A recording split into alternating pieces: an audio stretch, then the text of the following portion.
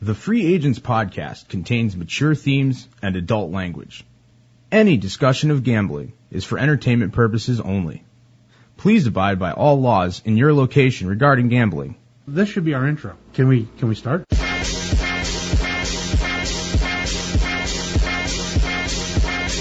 This week on The Free Agents. Well, Josh, luckily you can throw the ball well, and I don't care about your politics or any of that stuff. But wow, was that just, it was like surreal to watch this. I was like anti-porn from a football player. There's hypocrisy all over the majors when it comes to steroids. There's no doubt about that. Steroids, HGH, everything. The Mitchell report in 2007 was just the kind of scratching the surface. Right, I'd love to get Greg Monroe, but they've got to get rid of Jordan Crawford. He's playing well. They never expected the coach to be this good, this fast. He knows what he's doing.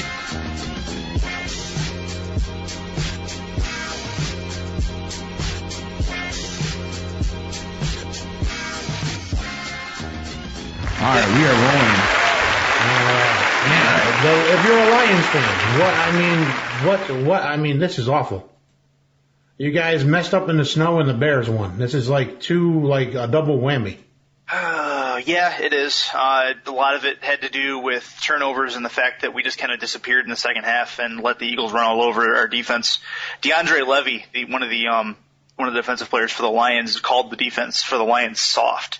And Jim Schwartz retorted to that and basically said he wouldn't call them soft, but you got to look at it, and if a player's calling it out, then you really got to take some validity in that. It was a soft defense that played in the second half of that Eagles game. They went into halftime with a lead. 8-0. Yep, they went into halftime with a lead, and even with the snow, I know they don't play in snow a lot, there's no reason why they shouldn't have been able to put some points on the board and help preserve that lead a little bit. They went into the fourth quarter with a lead. Yes. And then they literally just got beat up in the fourth quarter. Well, the thing happened was the snow stopped, and it wasn't as heavy, so they were able to work the field. And once the field was able to be workable, like I think McCoy was able to get some traction and actually start running, and the offensive line was able to get some traction and actually start pushing people around. And I think the defense just got tired of chasing people around in the snow all day, and there was a lot of factors of all of that rolling into one. And Shady McCoy went to town on you all. Yep. And next thing you know, touchdowns were being scored left and right. Yeah, not only that, but it wasn't just McCoy that had an awesome day, though. Take a look at the kick returner for the Lions, who actually basically just got platooned into the role after the release of Michael Spurlock. Jeremy Ross, punt return touchdown and a kick return touchdown in the same game, the first time since the 80s that was done for the Lions. And he had a fantastic day, but nobody else seemed to. And that was it with Reggie Bush out. Yeah. Joke could not get the job done. Yeah, Joique Bell couldn't do what LaShawn McCoy was doing on the other side of the ball, and that's unfortunate. And now we look at the NFC North standings, and it's a tie again for first. And the Bears have an offense, still no defense. And if I'm not mistaken, go ahead. And they killed the Cowboys this week, but I think the Cowboys were dead on arrival anyway. Their defense is not stopping anybody. And Romo couldn't throw the ball against the Bears. Something's going right in Chicago with Josh McCown. Yeah, something is going right. Yeah, you never thought you'd hear that again, but there's a video that popped up on Deadspin of Josh McCown doing an anti-porn ad. He said porn leads you to getting you confused and not knowing what you're watching, and it can confuse your brain. It was for an anti-porn Christian group, and I was like, well, Josh, luckily you can throw the ball well, and I don't care about your politics or any of that stuff. But wow, was that just, it was like surreal to watch this. I was like anti-porn from a football player. Saw a tweet that kind of took me by surprise a little bit.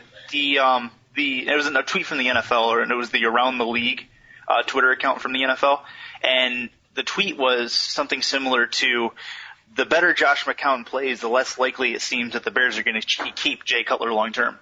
What do you guys think about that? Wow, he's 30. Josh McCown's 34 years old. Mark Trestman needs a guy in there that can learn his offense and grow with Alshon Jeffrey, and Josh McCown is not it. Jay Cutler would be more likely than Josh McCown. McCown's a feel-good story right now, but we've seen feel-good stories before and badly. Yeah. This is a guy that's taking advantage of the situation he's in, but he's not, talent-wise, he's not at a level of Jay Cutler. Like I said, his decision-making has been better than Cutler's decision-making, but that's because he lacks the talent to make bad decisions. Right.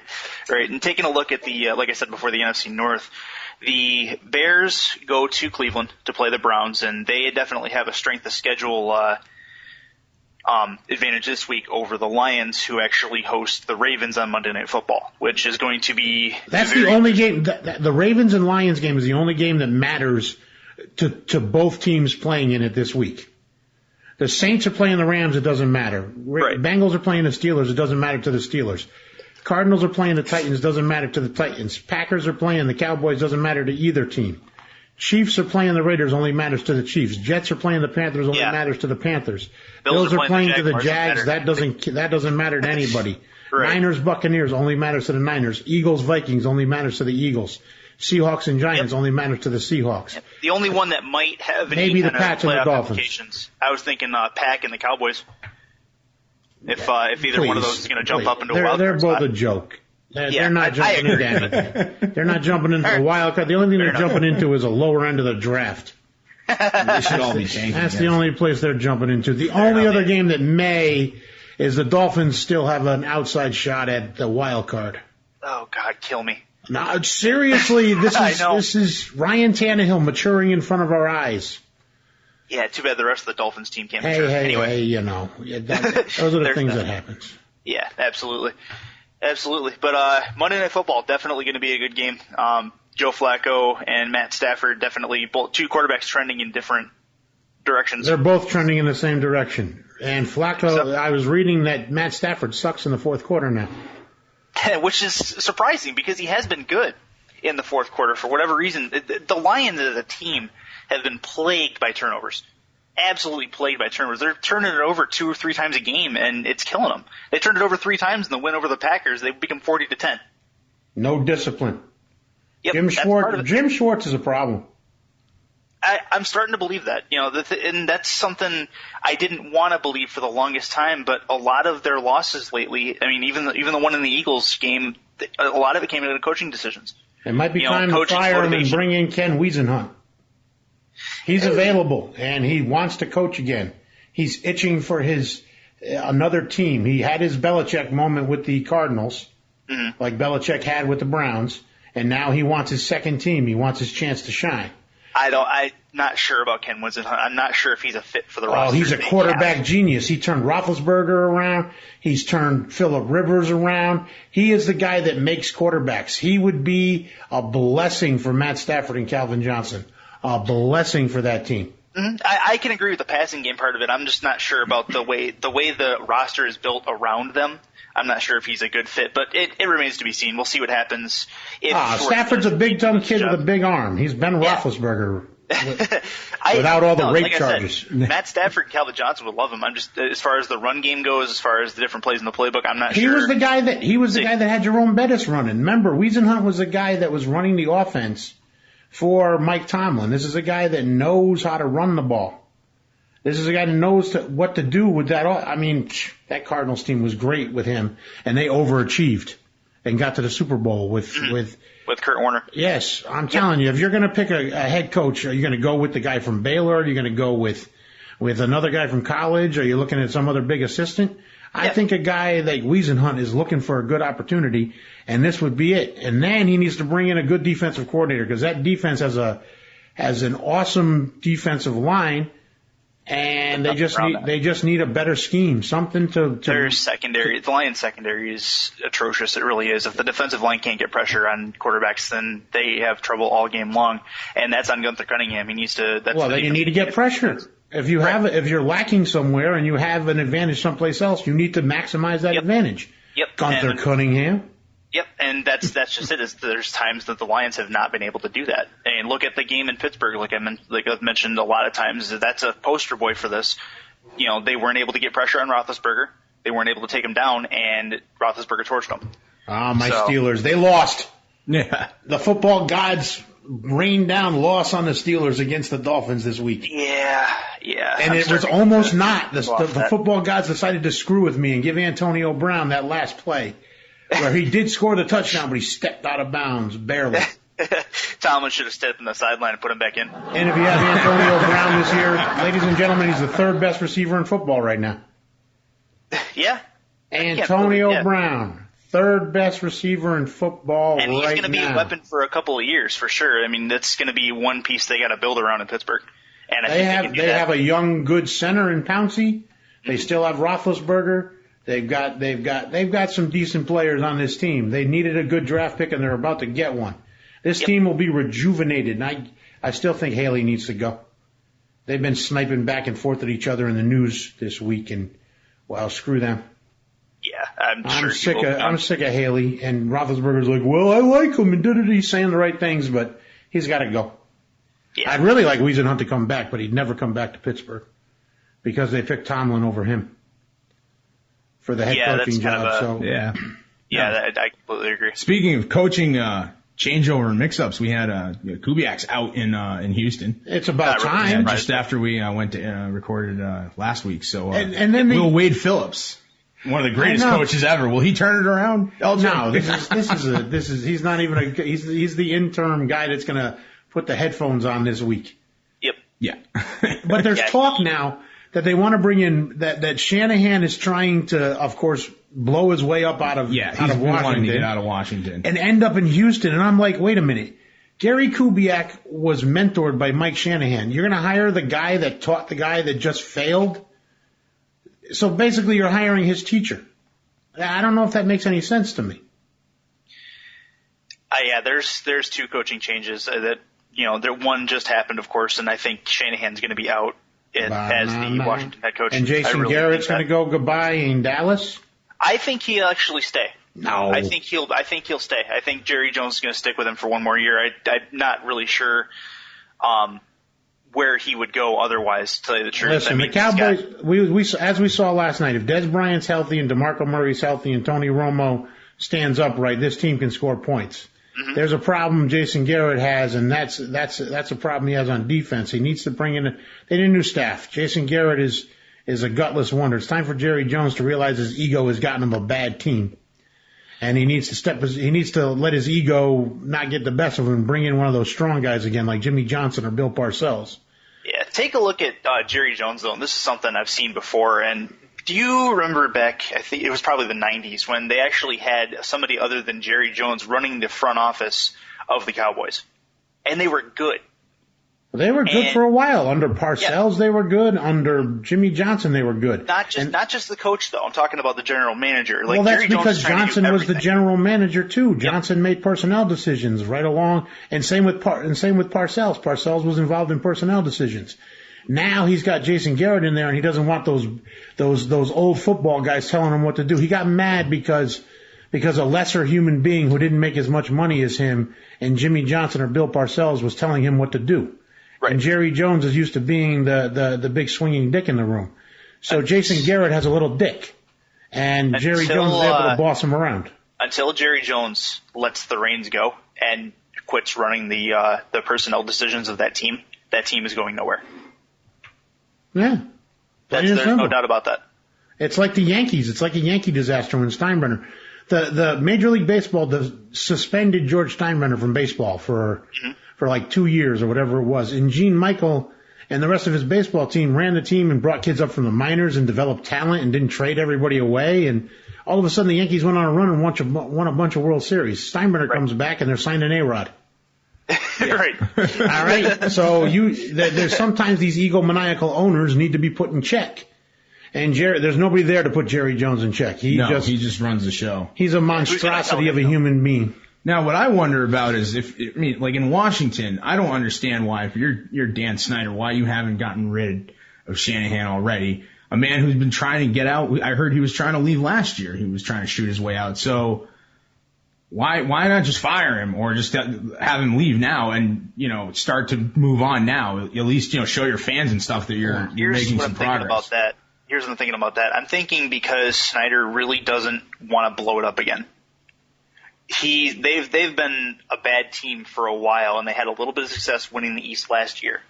And now all of a sudden we're staring another rebuild in the face in Washington, and Snyder wants to hold out as long as he can to see if he can, try to salvage something from this. It's not going to work. I think they need a rebuild, and I think that he still has pieces there. I think what you need is you got to get a coach that can work with RG3 and help bring him along. And I know who that coach is. They're bringing in the guy from Baylor. There you go. They're bringing in his coach from Baylor. Yeah. It's going to happen this offseason. Yeah. Shanahan's going to be fired. They're basically going to transplant everybody from Texas into Washington, D.C. And they're taking the whole Baylor staff with them. Boom, here we go.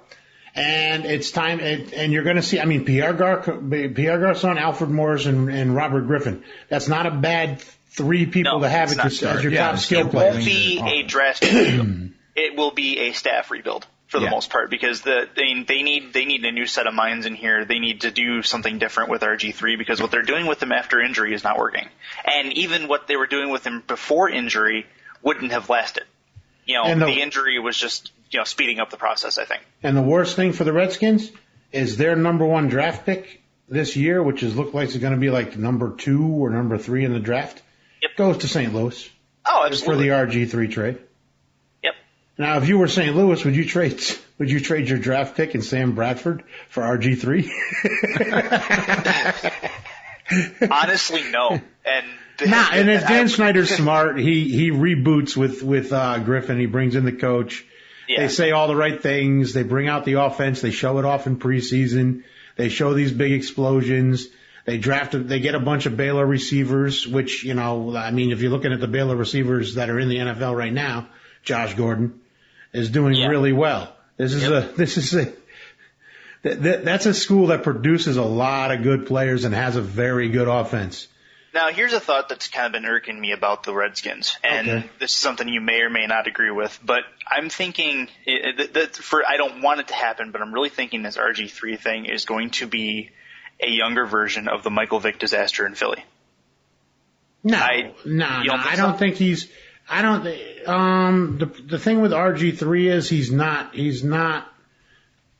of the same background as Michael Vick. Michael Vick was a cocky kid from the streets that didn't know a lot. And RG3 is kind of the goofy kid wearing the mismatched socks and he's kind of a goofball. And I don't think he understands the competitive nature of things, unlike Vic, who was hyper competitive. Right. But also it's two different kids. It's two different ways they were brought up. I'm not seeing that similarity. If anything, I'm seeing it between Cordell Stewart and Robert Griffin. And I think Cowher was a great mentor for Cordell Stewart, got him to the playoffs, got him to some big games, and built an offense around him. Yeah. And was able to supplement it with a good running game. And a good coach can do that for RG3, and RG3 is more talented than Cordell was. RG3 is actually a better quarterback talent-wise than Cordell Stewart was. It can be argued he's a better quarterback than Michael Vick was, and even in his prime, too. Oh, RG3 has far more upside right now than Michael Vick did. So if you're betting on anybody, I'm not in prison. He was out of the league for a while. He's not a young guy, so. I am not betting on Mike Shanahan or any of that stuff. I'm betting that the reboot of RG3 will be more successful than where Shanahan ends up next. And his son is not a good offensive coordinator. Not at all. That's Kyle Shanahan. Kyle Shanahan. Yeah. I'm sorry, sir. If someone invests in your future, they're doing your dad a favor. That's about it. That sounds about right. But like you said, it's like we would have agreed with. Redskins are going to blow it up as far as the staff goes, I think, and that's the right move. Like you said, they have some pieces with Garçon, Morris, and RG3. As long as they get a decent guy on the sidelines calling the plays and running the ship, they'll be fine. And Dan Snyder's going to have to spend some money on defense. If your team has a defensive free agent that is coming up, say goodbye to them, because Dan Snyder's going to spend money on them. And I'm sorry, but he's going to pay a luxury tax.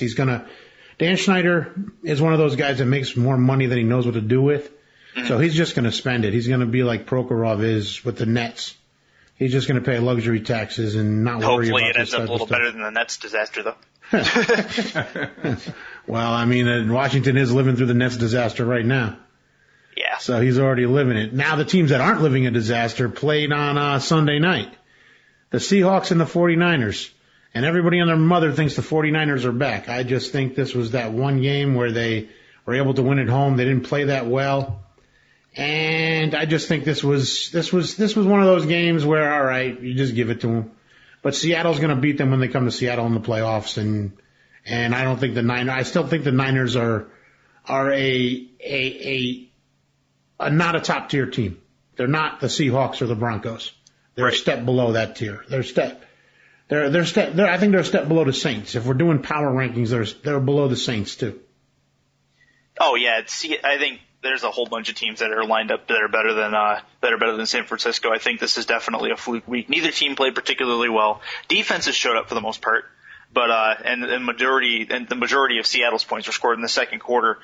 And really, I mean, I've never been sold on Colin Kaepernick, and I'm still not. And this, he can't consistently put up numbers, is what I'm noticing. Yeah, and you're like me. I don't buy anything that Copernicus is doing. Right. Yep. Man, Cam Newton, he would have disappointed me versus the Aliens. Yeah. Yeah. He only threw for 160 yards and a touchdown against the Saints. Yep. And it's coming to the realization that the Panthers just don't have the weapons. If they had more offensive weapons around Cam Newton, he'd be doing much better. And as we saw, when Drew Brees wakes up and realizes, oh yeah, I still got Marcus Colston over there, and throws to him 9 times for 125 yards and 2 touchdowns. Yep. Yeah, they still have Jimmy Graham. They still have weapons. There's your difference between those two teams. That's the thing, is the Panthers, I mean, they have a fantastic defense. And if they can go into this offseason and possibly commandeer some decent wide receiver talent for Cam Newton to throw to, then they'll be okay. All they have right now, for the most part, is Steve Smith. And Steve Smith is a liability in his own right, he's shown. So you never know which end of Steve Smith you're going to get, the front end or the ass end. So Hey. Steve Smith can beat up anybody in the NFL. Beat up anybody in the NFL. Beat up anybody in the NFL. With him on your team, you don't have to worry about if there's a fight.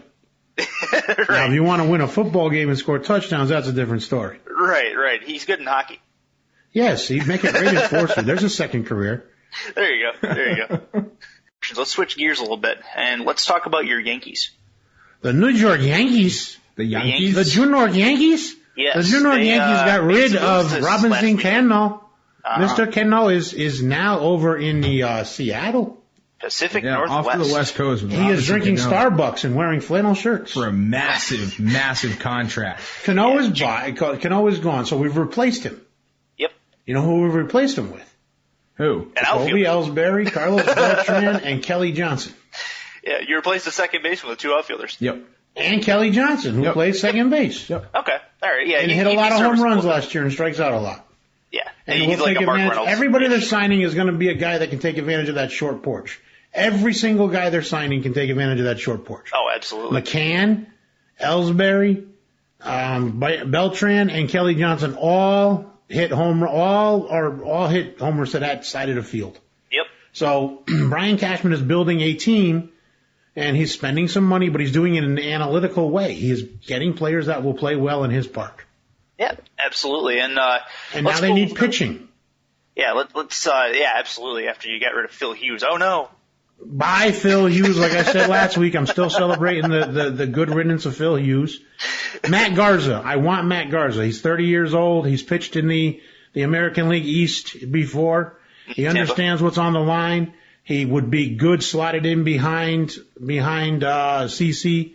And then they should trade for Brett Anderson if they need to. They can get him probably for pennies on the dollar because he's an injury risk. The one thing about Garza, though, is I'm not really sure because he wasn't overwhelmingly good in Chicago. I mean, there's not many pitchers that are overwhelmingly good in Chicago, but he wasn't a good centerpiece for that team, and he could be a good supporting pitcher for that Yankee staff behind CC and behind the other guys they got going on there. And I'm not sold on Garza totally. Well, he's not going to be the total guy. I mean, we're going to go get Tanaka. I mean, the Yankees are probably everybody gets to bid the $20 million everybody can post the $20 million. So the Japanese team can collect $20 million from all 5 of the teams that are interested in Tanaka. That's a $100 million posting fee that they're going to get. Do that already. Let it post, and then let the teams bid for this kid Tanaka because he's a 25-year-old. Probably gonna slot it to be a second. He's not a number 1 starter. He's not Verlander. but he's definitely a good second-tier starter. So you slot him in behind Sabathia. You got Sabathia, Tanaka, Garza, Kuroda, David Phelps, Ivan Nova, whoever else is sitting there behind him, and, Pineda. They have a bunch of kids they can slot into that fifth spot. So they can go 7 deep with pitchers if they make the right plays. The Yankees are spending money. I'm happy that they're spending money. I think, you know what, Jacoby Ellsbury, hey, last week I was kind of peeved at you for coming to town, but I'm liking you this week. Great. Let's talk about Ellsbury, and actually let's go over to the Boston side of things with Smarge. Smarge, what are you guys going to do to replace him, you think? Well, I've been scratching my head about this. I think everyone, I think all the fans have been too. I mean, now you know what name has come up. You know what big name is out there to be traded for? Ooh, LJ, tell us. Matt Kemp. Yeah, I'm not a big Matt Kemp fan. Matt Kemp for Jackie Bradley Jr. And if you can get him for the right price, certainly any player. They're going to make him eat some money. Worth it. They're going to make the Dodgers eat some of that cash. And then you get Matt Kemp over here. I want the Yankees to make the trade for Matt Kemp. I'm dreaming of an outfield with Ellsbury, Kemp, and Carlos Beltran. I'm having who could dream of a better outfield? Send Brett Gardner over there with a bag of balls. Right. And send us Matt Kemp back. Please, please, please, please. I'll take a risk on him. He's 29. He hits for massive power. He was an MVP. He also can run. If the kid's at all healthy, you take a shot. Yeah, I feel like he's inconsistent. I don't, I have concerns about Matt Kemp. Smarge. Like I said, it's about getting the right deal. Roll the dice. The right money. If you can get him to eat some of that money and you give up a bag of balls in a player. Yeah, well then it's worth it. Yeah, if it's a player you're not going to use anyway. Of course, it's the right deal. But I love Matt Kemp. Yeah. I think Matt Kemp would be a great addition. Yep. So, but so that covers that. Then going over to my Tigers real quick, they actually just signed Rajai Davis today, and that's going to add a bunch of speed to that Tigers team that they haven't had in years past. So that'll be nice to see. Speed. Rajai gets you some speed. Absolutely. He stole by himself 45 bases last year. My Tigers team as a whole stole 35 in 162 games. Wow, Rajai Davis and Torrey Hunter can steal some bases. They're not going to go after Shinsho. Shinsho is probably going to end up someplace else. I guess the market for him is drying up. They're saying now that the early teams that have spent the money, now you're going to start seeing the bargains. You're going to see it flip. Teams are going to be underspending on these players. Well, the front runners for Shin-Soo Chu's services are actually in Texas right now. Rangers are the front runners at this point from what I'm seeing today. So they could very well end up signing him, which is fine. I honestly didn't like the idea of having Chu in Detroit anyway, because we've gone with power hitting outfielders before, and we need some speed. We finally have an outfield that can actually work with the huge field. He is a speedy guy. Less speed, more power though. Yeah, and he's I think not Rajai fits Rajai's better. a speedster. Yeah. Yep. I think Rajai fits better just because of the fact that like I said, we have an outfield that can actually play the Comerica Park outfield with just 420 at center field, and they can run all day. So we'll see. It'll be it's an interesting look in Detroit. It's one we haven't seen in quite a few years. That all depends on what Castellanos does when he comes up. If he can hit for a little pop, then that lessens the blow of losing the Prince. I think Castellanos is going to underwhelm some people to start with, just because he's not really in tune with what exactly is going on at the major league level. He was up for a cup of coffee last year, but we'll see. And I think he had time for a donut.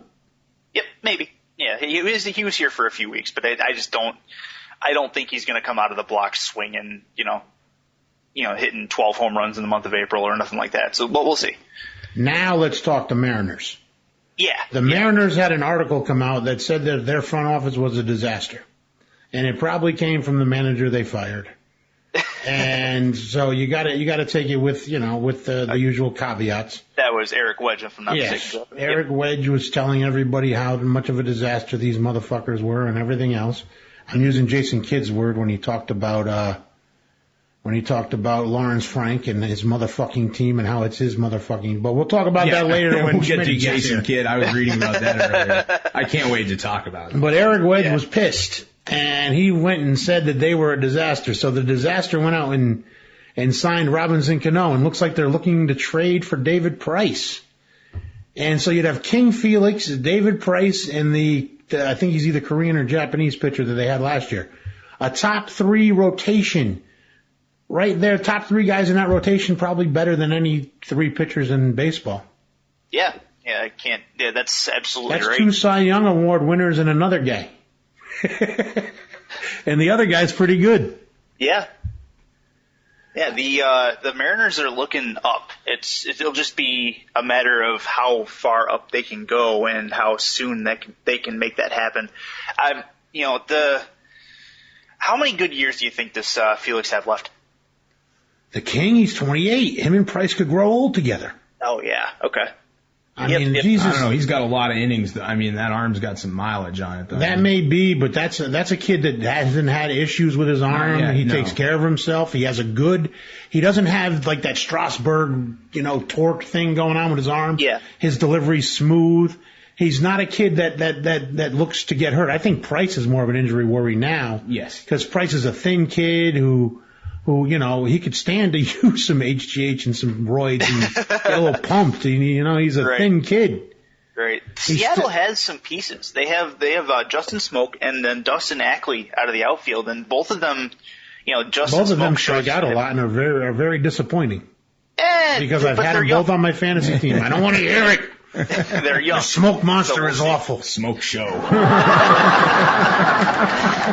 We'll see if they can mature. I mean, and having Cano there, the fact that he's a veteran, I think that'll help. And they're getting some pieces, and as long as they can mature, Seattle they're gonna make some waves in that AL West for sure. Let me ask you another question. Okay. Would you trade for any of these 3 players? They all are being paid a lot of money.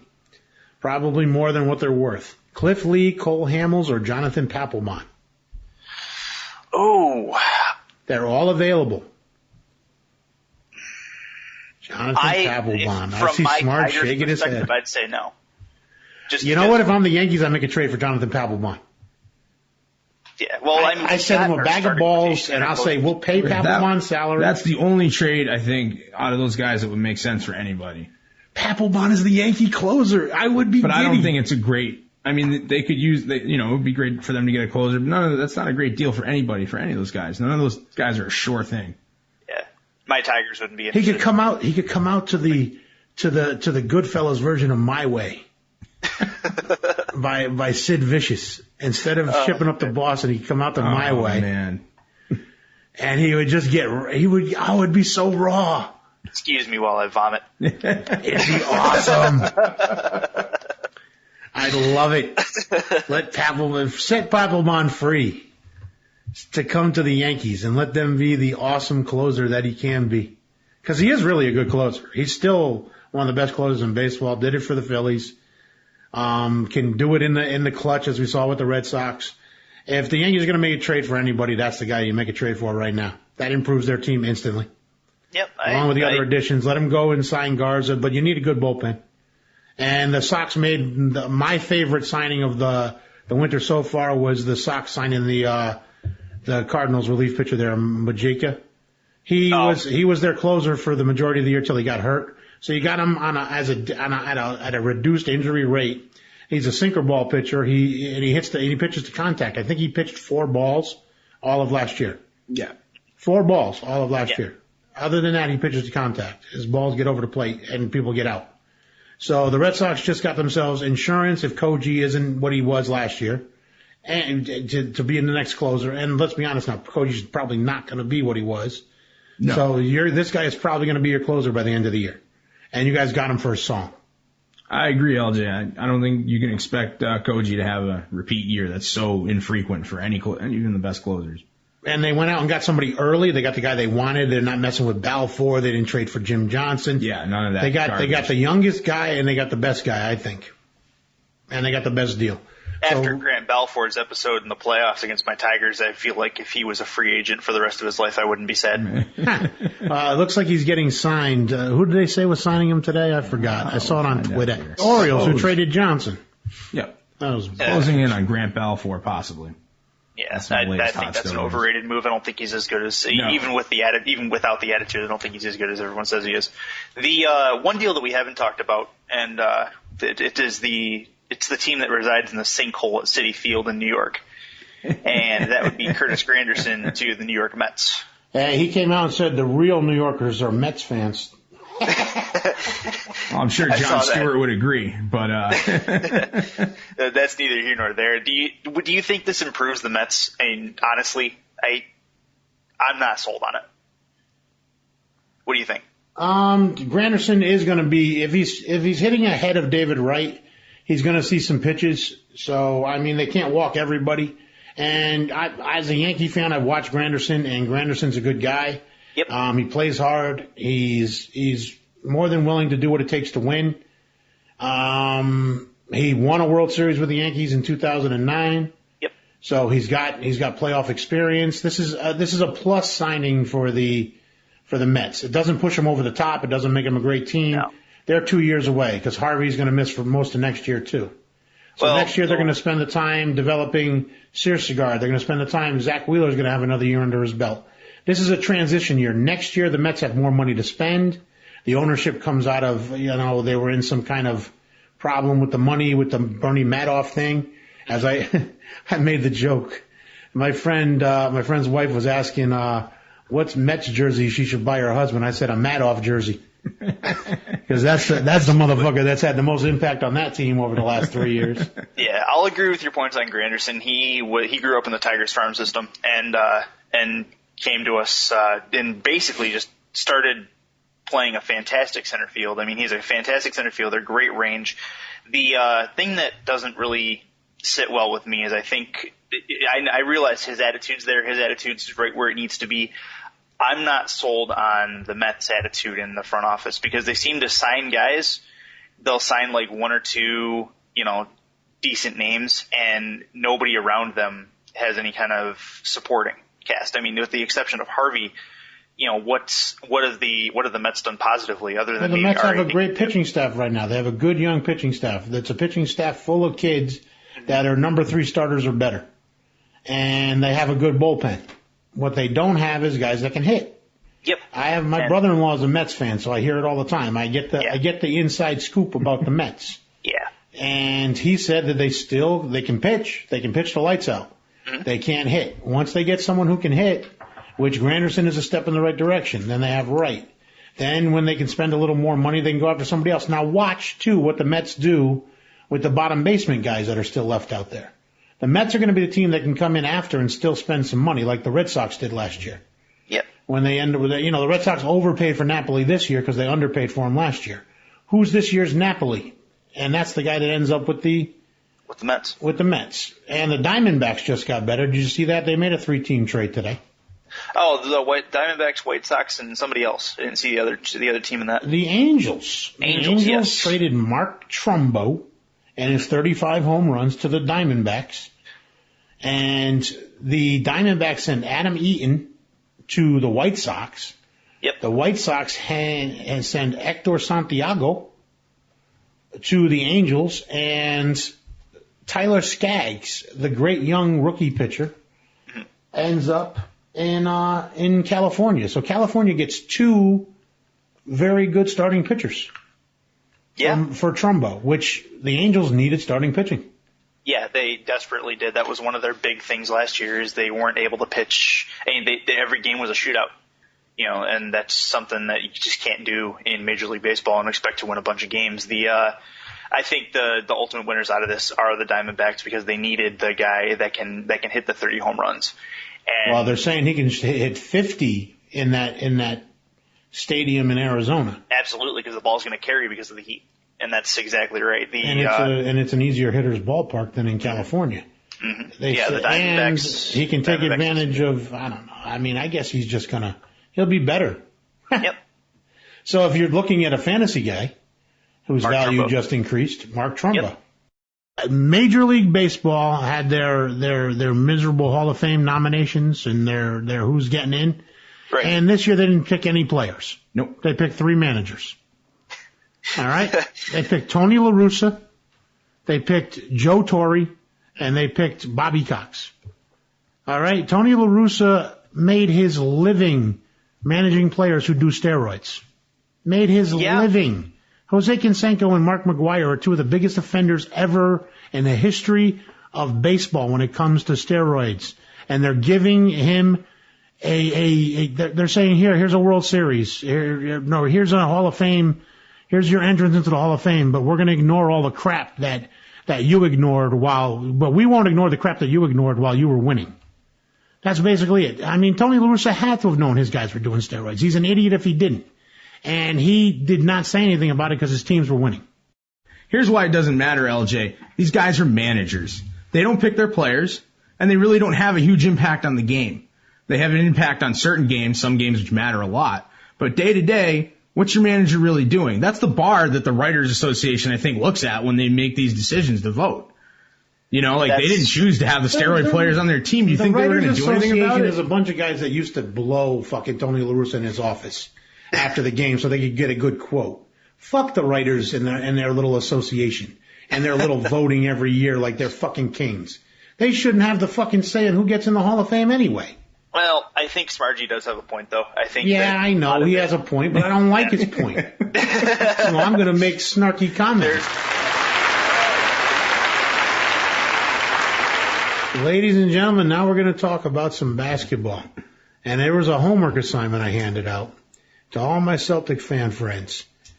The Celtics right now are in first place in the Atlantic Division. They're 10-12. Do you tank or don't you tank? Ladies and gentlemen, we have Stephen A. Smith, our own Smitty, in studio. Tell me, Smitty, do the Celtics full-on tank? Do they trade players? Do they keep Rondo on a leash the whole year? Or do they try and win and make the playoffs this year? I think they continue to halfway tank and do a bad job at it. I think they'll keep Rondo out as long as possible, not trade anybody who's contributing here and there, and finish somewhere in the playoffs. And maybe even win a round, which means absolutely nothing. Maybe win 2 rounds, probably not. But then why go half-assed at it? Well, why not take some of the assets you've built, take some of those draft picks, go after, go get Greg Monroe, go get someone else, go get another guy that can contribute, go get Luol Deng. You didn't ask me what I would do. You said, what do the Celtics do? What would you do? What would I do is none of this would have happened already. I would have already shipped those guys. I would have made sure. We have Rondo is a franchise point guard if you surround him with 3 high quality players.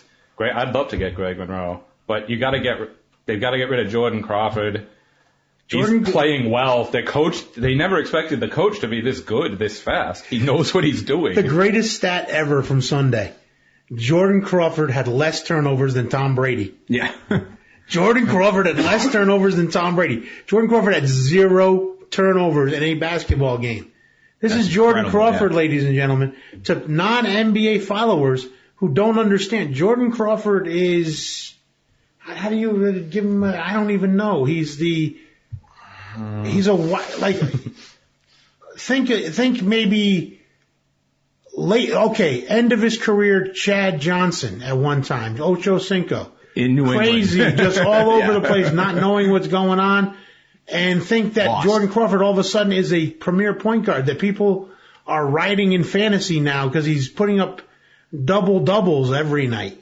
Let's not go too crazy here. Premier point guard is all right, not a premier. Well, he's putting up big numbers. Yeah. I don't like to look at basketball in a fantasy aspect because the stats, as you know, so rarely reflect how the stats will lie a person actually plays basketball. So. Because you could be getting garbage points on a bad team like Evan Turner is doing with my Sixers. Exactly. Evan Turner's putting up 25 points a night for a team that has no one else putting up 20 points a night.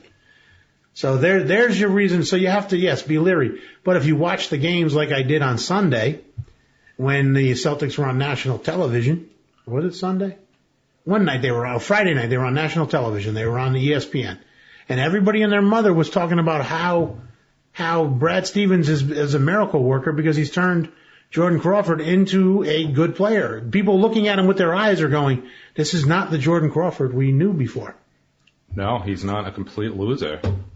He's a decent player. He can play. But they have to get rid of him, first and foremost. They need Avery Bradley back running the point. because he cannot do that. And if there's any way you can move Jeff Green for Greg Monroe, which I think has to be able to work, because I don't see that would be so perfect for both teams, especially Detroit. Schmitty, that is an awesome trade. Yeah. Let's do it right now. Let's do it today. Lock it in. Of course, because we it have helps to rob Detroit. Because it helps Detroit instantly. Yep. It unclogs the middle. It makes them the third best team in the East. Yes. Yeah. With being a move away from, who knows, maybe beating Miami. Greg Monroe is coming up at the end of his rookie contract, so the Celtics would have the right to match or let him go. He can score and he can rebound. He gives you a guy that Rondo can run plays with. And wow, that is a good trade instantly right there on its face. And it keeps the Celtics bad and it makes another team better. We would have to give more, I would think, because I think we all know Jeff Green stinks. No, you don't have to give more. Remember, it's Joe Dumars. It's true. He signed Josh Smith for So more let's money get than he the needed number to. one pick, too. Exactly. Take the number one pick at the same time. You can do something like that. I think these guys are good, so there's no You can Darko he'll maybe want. you can steal Villanueva's expiring contract and Stuckey's expiring contract at the same time. That's a lot of expiring money. Then you can go out and you can make big trades for some big players. Because there are some big players coming available. And stink. I want to trade everything for as many shots at the lottery as possible. Or you want to go the other direction and take, okay, yes, you want to stink, but you want to acquire assets that are tradable. Because what made the Celtics good the last time? It wasn't drafting a lot of young players and building them up. It was getting a lot of assets and then shipping them out of town for some good players. Right. That are ready to do it right now. So just imagine, say, the Minnesota Timberwolves panic and go, Kevin Love's not re-signing. Oh, well, the Celtics have all these expiring contracts, these draft picks. Send Kevin Love over here. He's not coming here. Oh, it's possible. That's one of those things that's possible. No free agent has ever come No, to not a Boston. free agent. They have him for a year and a half.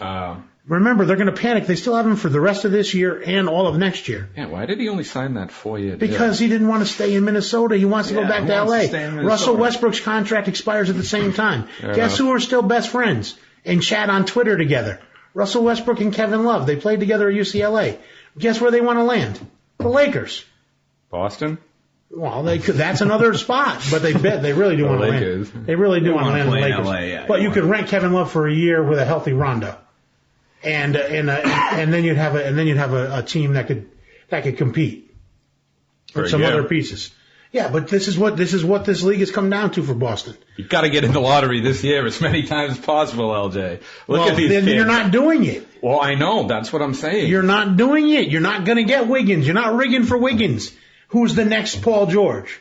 I watched him this Saturday. Yeah, he's awesome. He is the next Paul George. He finishes like Paul George finishes. He looks more like Jordan than at his age. Ooh, as far as the Michael Jordan with the silky, smoothness? smooth effortlessness. With the way he finishes. He moves like another type of being.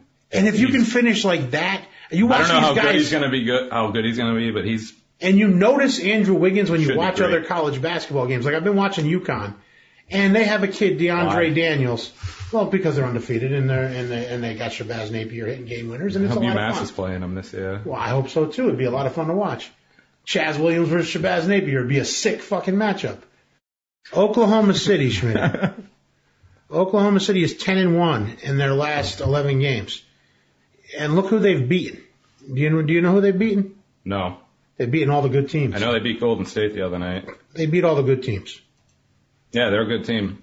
And they're just beating all the good teams right now.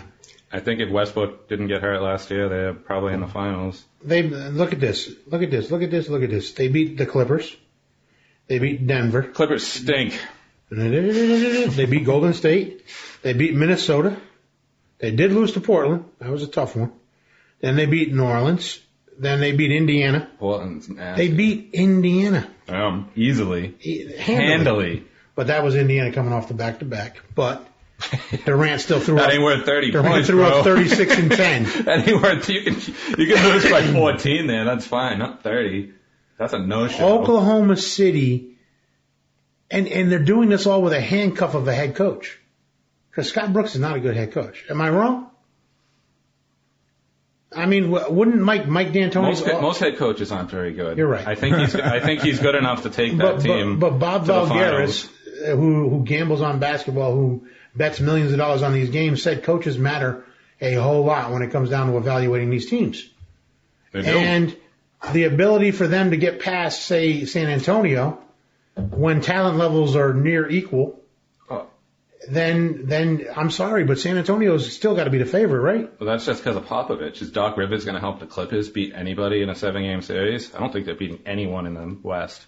Really? You're that down on the Clips? I'm not down. I mean, yeah, I'm not sold on them at all.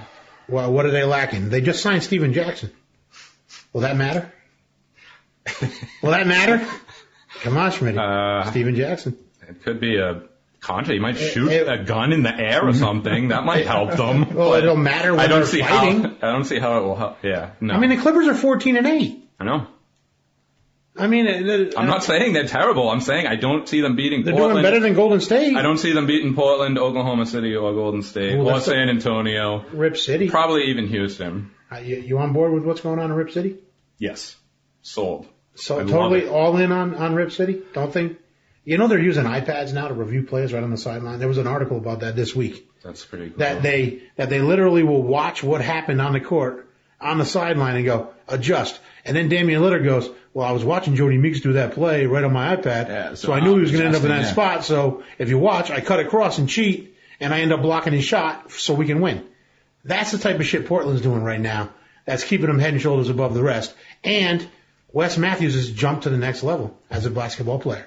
He's hitting shots. I mean, he's always been a good shooter. Those have always been good players. We've known they're all good, and they're all good, and they're all healthy. But they're all getting better at the same time. If they stay healthy, they'll be in the Western Conference Finals. And C.J. McCollum hasn't even played yet. That's the rookie they drafted. The poor man's Damian Lillard. All right. He hasn't even played yet. What's up with him? There's still talk of them somehow making a move and maybe getting a Sheik. That would make them even better. That would make them better defensively. Omar Sheik is. They got Robin Lopez. Well, yeah, but he's not as good a rim protector as a Sheik. No, but he's fast. That's true. And they run. I mean, if they could get him and keep Lopez, like definitely, yeah, absolutely. Anybody should be after a Sheik. He's a good player. A Sheik is probably going to land someplace though. That they're talking about the Sixers. They can send Spencer Hawes out to be the stretch four. That's a lie. Yes? Silent John says that's a lie. He says Houston is making up rumors to try to act like somebody's interested in the Sheik. Really? Yes, that's so you think that's a Silent John exclusive. Why would anyone be interested in trading Thaddeus Young? Not Thaddeus Young. It wouldn't be Thaddeus Young. It would be Spencer Hawes. That's the more realistic trade. Because Hawes isn't making that much money, and he can hit threes. He's actually been hitting threes this year. And he fits right in the Houston offense. But the problem is it slows down that Philly offense. Yeah. That Philly offense right now is just based on run. Well, if you're Philly, you do it because you don't want you want a pick. Like you're in prime position. Yeah. You nurse Michael Carter-Williams all season with his little bang-ups. Make sure he doesn't get hurt too bad. And you make sure Nerlens Knowles and him are practicing in a gym far, far away. Yep. Make sure they're working on their pick and roll and they're working on their slide to the basket moves and everything else. They're gonna make sure they don't get more than 19 wins. That's for sure. Yeah, they're in it for Wiggins. They are all in on Wiggins, my Sixers.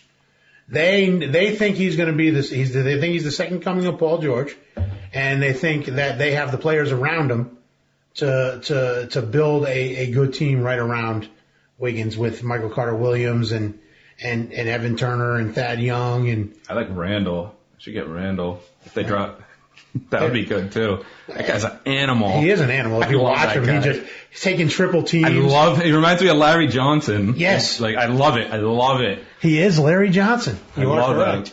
And you got to watch Smart. If you haven't had a chance to see the Julius Randle highlights, folks, go on YouTube, watch him take out triple teams. We will post we can favorite that in our YouTube channel. Like he said, he's an animal. Right there. He gets the ball. He does this drop step that's like.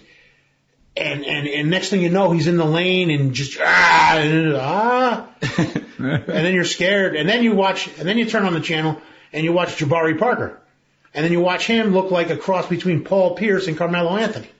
He's the most he reminds polished. Me he could jump in a rotation right now and help a team. And score from anywhere on the court. Yeah, he is great. So. He can score from anywhere on the court. You put him in Kirk Goldsberry's shot chart and he'd be over here, everywhere on the court. This is when you want to tank. So we talked about Indiana. Yeah. We talked let's about go back Detroit. out west. We're going back out west. Golden State needs to get Iguodala back. Golden State needs its own channel. I just want to watch guys bomb threes as soon as they walk in. I love nothing more than watching Golden State. I think Steph Curry is the most entertaining thing since Pete Maravich. It's awesome. I love You know what they're doing everything for their about shooters that team. in Golden State now? You guys know what the elevator is as a basketball play? No, I don't know that play. You run everybody at the screen, and then your two big guys close like elevator doors. And they close. And they run, and then your guy gets the ball outside of that, close, open three. Right, That's what they're running They for draw Klay Thompson now. everyone in, yeah. And Klay Thompson is so giddy, he can't wait to get through his screens. Ha! Shoot! And they get the ball so fast and they shoot. And everybody, and on Twitter, it's like every night when Steph Curry's throwing up threes, everybody's just, did he really just do that? Or, Steph Curry! And everybody's just so giddy when Steph Curry plays. He's like an antidepressant for NBA fans. He's awesome. Yeah, I hear people ripping the NBA all the time. And I'm like, dude, don't you watch? Haven't you seen Steph Curry? Like, how could that not be the most entertaining thing? He is ridiculous, and he's got just the right amount of cockiness. They're gonna He's be not a out of his huge mind. problem. When they get Iguodala, they're going to be a huge Yes, problem. with for Iguodala, anybody. they are an awesome team. They can go to the finals. I think they're the third best team. Ooh, Smitty. I think they're the third best team behind Portland and OKC. Doesn't Bogut in the have to West. stay healthy, though? Yes. They need that rim protector. Bogut needs to stay healthy. Because Jermaine O'Neal sure as hell ain't doing it. And so they need to stay healthy. All right, we're out west. Who else, Schmitty? Who else is competing?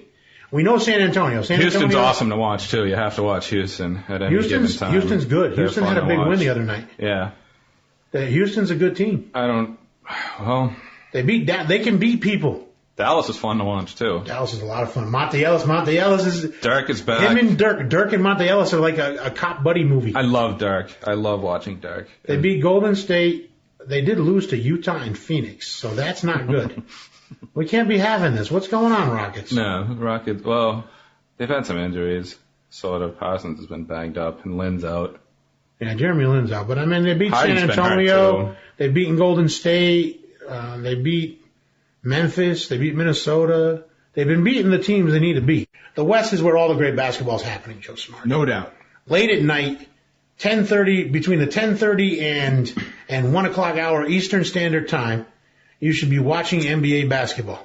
Because these West Coast teams, even Monte Ellis, who was a disaster of a player, who everybody said was never going to amount to anything. He was this kid that had all this talent, never going to amount to much. Gets in there with a good team, with good players around him. Next thing you know, he's passing the ball. His shooting percentages are up. Next thing you know, all that potential that he had has been realized. Well, he's played better. Really? Yeah, I mean, he's been better this year, yeah. I mean, he's not jacking up the ball and shooting 40% anymore, so... He's having a great year. It helps Having having... a career year. Yeah, It helps having a good coach. it helps playing with Dirk.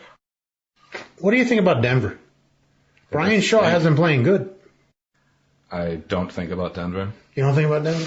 You haven't been paying attention? No. They're 13-8. I know, I can't believe They're a that. lot better than all of these I guys. thought they were terrible. They're not. That's why I was wondering if you Well, had that's noticed. weird. See? You haven't been paying attention. No, not to Denver. Absolutely not. I just assumed they were bad. They were supposed to be bad. They were Look at bad. 13-8. They look Golden bad. State is 12-10. And then what's up with this? I'm not sure. You're old enough to remember Jeff Hornacek when he played. Mm-hmm. Guess who the coach of the Phoenix Suns is? Jeff Hornacek. Steve Kerr. No, Steve Kerr was their GM at one time. Oh. But Jeff Hornacek's their coach. And Eric Bledsoe is playing his ass off. I love Eric Bledsoe. Goran Dragic is playing his ass off. I love Goran Miles Dragic. Plumlee's playing his ass off. He The stinks. Morris twins are playing their asses off. They stink. Gerald Green was playing his ass off. He's so bad. I know, but they're 11-9. That will not last. They will get in the lottery. You would think. But I don't root for Phoenix because I I don't hope like they their do. owner. I hate their owner. I would love to see Wiggins on that team. No. Oh my God. With No. him at the 3. The problem is I don't like their owner. I can't root for them because their owner doesn't spend the money. There's been times that Phoenix could have been an easy NBA championship contender if their owner was willing to spend the money, and he wouldn't do it. And he has a loyal fan base out there that came to those games for many years. So, and they used to. They used to have Barkley, Kevin Johnson, Tom Chain. They used to have Favorite team in Didn't he get NBA Thunder Jam. Dan Marley. Didn't they give up a draft pick so somebody would take someone off their team? Yes. That's why I'm so mad. And then Steve Kerr was there, who's one of the best basketball minds out there, and they ran him out of town. They wouldn't let him build the team. So I don't want to see them succeed just because they're still succeeding. And it's because they brought in Jeff Hornacek, and it makes a difference. And they have a really good training staff for whatever reason. Everybody in Phoenix is especially healthy. Somebody should trade for Tyrone Corbin. Somebody that's trying to tank should offer a number 1, protected pick in 2 years from Utah, so they can be as bad as Utah. Utah's beautiful. They're beautifully bad. So we've decided that there's not another team. Not the Bulls would not, even if they made a trade or anything, they wouldn't be able to compete again. No. Nobody's going to make a move. And Brooklyn's done, right? Even if they get healthy. Yeah. Darren Williams coming back healthy is not going to change things for them? No, that'll really change things for them. But, they might sneak in the playoffs. They'll probably make the playoffs. Darren Williams is that good. Well, I think that's probably going to do it. We got a game to watch tonight, too. So, I want to thank everybody for listening, and check us out on freeagentspodcast.com, and there you can find